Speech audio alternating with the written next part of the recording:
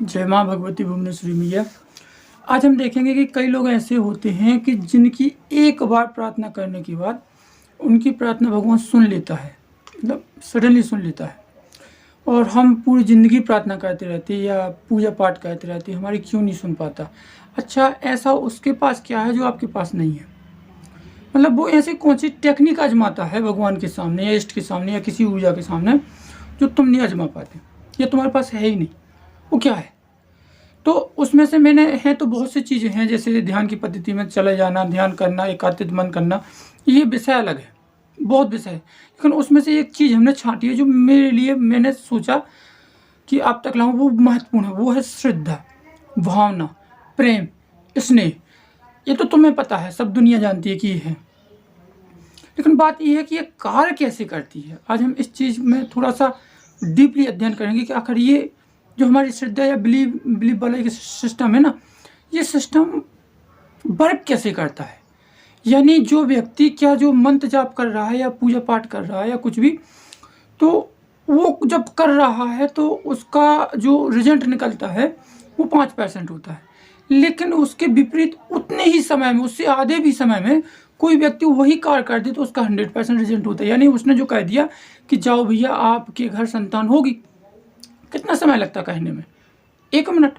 वही 1 मिनट इसी कार्य के लिए आपने कम से कम पूरी ज़िंदगी खराब कर दी या 20 साल लगा दिए। तो वो 1 मिनट में उसने कहा, उसने सुन लिया, लेकिन आपका कहा नहीं सुन रहा है। इसके बहुत से रीज़न है। आज हम सिर्फ श्रद्धा के बारे में बात करेंगे कि श्रद्धा में आखिर जो प्रेम, विश्वास, स्नेह होता है, उसमें होता कैसे, ईश्वर जुड़ता कैसे है। सबसे महत्वपूर्ण, जिस व्यक्ति ने, जैसे मान लीजिए पर्टिकुलर स्थान पे आपने श्रद्धा या प्रेम, आपका जुड़ाव, कनेक्टिविटी हो गई, जैसे एक आपका किसी व्यक्ति के प्रति स्नेह हो गया, फीमेल हो सकती है, मेल हो सकता है, तो क्या होगा, आपके अंदर से एक हमेशा खिंचाव होगा, एक व्याकुलता होगी, तड़प होगी। और जब वो तड़प या व्याकुलता होगी तो उस समय पे आपको उसी व्यक्ति की इमेज याद आएगी। एक पहली बात तो हमारे अंदर तड़प हो रही है, मिलने की जिज्ञासा हो रही है, चाह हो रही है कि वो व्यक्ति मिल जाए, दिख जाए, बस दिख जाए बहुत है। और जब ये चाह या मतलब इस प्रकार की प्रवृत्ति शरीर में होगी तो साथ ही साथ उस व्यक्ति की इमेज भी आएगी। जैसे आप किसी व्यक्ति से ज़्यादा प्रेम या लगाव है ना, तो जब हम उससे याद करते हैं तो खाली याद ही नहीं करते, साथ ही साथ उसकी इमेज भी आती है कि वो वहाँ ऐसे बैठा था, ऐसे मुस्कुरा रहा था, ऐसा कुछ। तो कहने का मतलब ये है कि जब हमारे अंदर उस व्यक्ति के प्रति जब हम याद करेंगे, उसको मतलब डीपली याद करेंगे, तो उस वक्त आप खुद एहसास करना, खुद प्रैक्टिकल करना कि जिस समय वो शून्य अवस्था में, जैसे मान लीजिए आपको 1 मिनट ही उसकी याद आ गई, तो 1 मिनट में आपका पूरी की पूरी शरीर की जो 10 इंद्रियां हैं वो शांत प्रवृत्ति में होगी, सिर्फ आपका ध्यान उस याद पे होगा। इससे क्या होगा कि शरीर में जो भी एनर्जी, जो भी एक्टिविटी हो रही है, बन रही है, वो सीधी की सीधी, देखो याद के साथ आपने एक इमेज भी बना ली, आप इमेज भी तो बना रहे हो ना, तो हमारा माइंड यहाँ से निकलने वाली जो वाइब्रेशन है, जो एनर्जी है, जो हमारे साथ चलती है हमेशा, वो क्या करेगी, उस इमेज पे कॉन्सेंट्रेट करेगी, इमेज पे ही रहेगी। इससे आप कहोगे इससे क्या होगा? इससे होगा ये कि जब जब भी हम उसे याद करेंगे, जब जब भी याद करेंगे, तो नेचर का एक नियम है जो हमारे साथ हमेशा चलती है। वो नेचर का नियम क्या है वो अलग समझेंगे। तो जब जब भी हम उसे याद करेंगे, जब जब भी उसका नाम लेंगे, याद करेंगे, तो वो एनर्जी उस पिक पे जो तुम्हारे यहाँ पे डली है उस पे थ्रू होगी, उस पे थ्रू होगी, उस पे थ्रू होगी। तो जैसे ये थ्रू होगी तो नेचर उस सिग्नलों को लेके जहाँ पे भी वो पिच, मतलब पिक कनेक्टिविटी में आ रही है, जैसे होता है ना गूगल पे हमने सर्च करके एक फलानी पिक डाल दी, तो गूगल के अंदर कहीं पे भी वो पिक होगी तो वो आपको सामने लाके खड़ा कर देगा। इसी प्रकार नेचर यही करती है कि जहाँ वो पिक होगी, जिसको तुम रिमूव याद कर रहे हो, उस तक आपके सिग्नल या जो भी आपने भेजे, जिस प्रकार से जितने डीपली आपने करके भेजे, उस तक वो पहुँचा देगी। अब होगा ये कि जैसे उस तक वो पहुँचेगी तो उसके अंदर आपके सिग्नलों के जाने की वजह से उसके अंदर भी एक्टिविटी होगी, उसको भी आपकी याद आएगी ही आएगी, क्योंकि आपके सिग्नल उस तक पहुंच रही हैं। जैसे होती है ना टेलीपैथी, यही तो कार्य करती है कि 2 व्यक्ति आपस में टेलीपैथी कर रहे हैं। ये पेन है, एक व्यक्ति ने यहाँ से टेलीपैथी की, एक व्यक्ति ने यहाँ से टेलीपैथी की, तो इस व्यक्ति के सिग्नल यहाँ तक पहुँच गए, ठीक है, एक बार आपने भेज दिए, तो उसको जैसे सिग्नल प्राप्त हुए तो उसने भी कनेक्टिविटी बनाना आपसे स्टार्ट कर दी, यानी आदान प्रदान ऊर्जाओं का होने लगा एक माध्यम बन गया, तार खिंच गया। जैसे लाइट के लिए एक हम तार खींचते हैं ना, यहाँ स्विच लगा दो चाहे यहाँ स्विच लगा दो, काम बराबर करेगी। तो ये होता है सबसे महत्वपूर्ण। जब श्रद्धा रखते हैं तो हमारी ऊर्जाओं का फ्लो यानी प्रवाह है। जैसे कि आप एक मोटर का पानी, मतलब एक साधारण सा ऐसी पानी आप फ्लो करो किसी सटक में डाल के, ऐसे डाल दो और ऐसे फ्लो करो मुंह से करके, उसका फ्लो कुछ अलग होगा। वही आप उसमें मोटर फिर घस दो, फिर उससे फ्लो करो तो उसका फ्लो अलग हो। यानी फ्लो का प्रभाव है ना जो, वो बढ़ जाता है।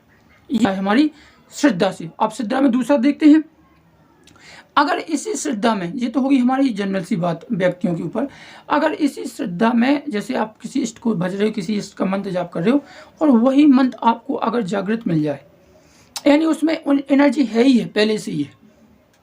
जैसे गाड़ी है ना, उसमें 1 लीटर पेट्रोल पहले से डला ही है, तो वो क्या करेगा कि वो 1 लीटर पेट्रोल आपकी इमरजेंसी या डला है तो वो गाड़ी कुछ ज़्यादा ही स्पीड से ज़्यादा रनिंग करेगी। आपको अगर पेट्रोल अगर कहीं ख़त्म भी होता है, कुछ भी है या दिमाग में कुछ होता है, तो 1 लीटर पेट्रोल आपका काम आएगा। इसी प्रकार जो जागृत मंत्र होता है वो एनर्जी पहले से ही उसके अंदर होती है, सिर्फ आपको उसे दिशा देनी है, गति देनी है कुछ अपनी एक्टिविटी के अनुसार। तो जो जागृत मंत्र होता है उसके अंदर एनर्जी होने के कारण आपके अंदर से भी उस मंत्र की वाइब्रेशन एनर्जी कुछ एक्स्ट्रा निकलेगी, बनेगी, ज़्यादा बनेगी, क्योंकि एक है और तुम बना रहे हो। 100 ग्राम है, 100 ग्राम आप बना रहे हो तो 200 ग्राम हो जाएगा। 200 ग्राम की जो गति, किसी को पत्ता मारो, 5 ग्राम का पत्ता मारो उसकी गति देखना और 200 ग्राम का पत्ता मारो उसकी गति देखना, दोनों फर्क होगा। उस जहाँ पे वो लगेगा पत्थर, उस लगने वाले को भी फील होगा। ठीक है, दो बात। तीसरी बात, जब हम एक एक्टिविटी करते हैं ना तो हमारे अंदर से, जैसे कोई मंत्र हमने जाप किया या किसी को मेमोरी में याद किया, कुछ भी किया, तो उस मेमोरी में या मंत्र जाप करने की वजह से किसी का नाम लिया, कुछ भी किया, तो हमारे अंदर से कुछ ना कुछ वाइब्रेशन या एक्टिविटी होगी अंदर, यानी उस व्यक्ति के प्रति ऊर्जाएं जागृत होंगी। समझे ना? तो जब ऊर्जाएं जागृत होगी तो पहले नंबर तो हमारी बॉडी में ही रहेंगी, बॉडी ही फील कराएगी, बॉडी में ही रहेंगी। लेकिन जैसे ही आपने एक दिशा दे दी, आप समझो ना कि एक हमने दिशा दे दी, यानी बंदूक का ट्रिगर हमने थाम लिया, हमारे अंदर है कि हमें बंदूक किस पे चलानी है, कहाँ चलानी है, सिर्फ यानी हमने अपने अंदर एक इमेज बना ली, यानी ऊर्जा यहाँ से निकल के, अपने शरीर से निकल के बिल्कुल जस्ट तैयार है, ट्रिगर है की आवश्यकता है। तो जैसे ही ऊर्जा फिर बिल्कुल कंटिन्यूटी में आ गई यहाँ तक, यानी ट्रिगर तक आ गई, तो आपको सिर्फ ट्रिगर दबाना है। ट्रिगर का मतलब, जब वो ऊर्जाएं हम फ्लो करेंगे ना तो उसको सिर्फ और सिर्फ एक दिशा देनी है।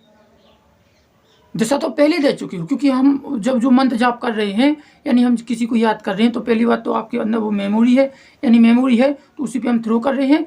तो जब हम थ्रो कर रहे हैं तो हमारी एक दिशा कनेक्टिविटी में जुड़ गई, आप समझे ना?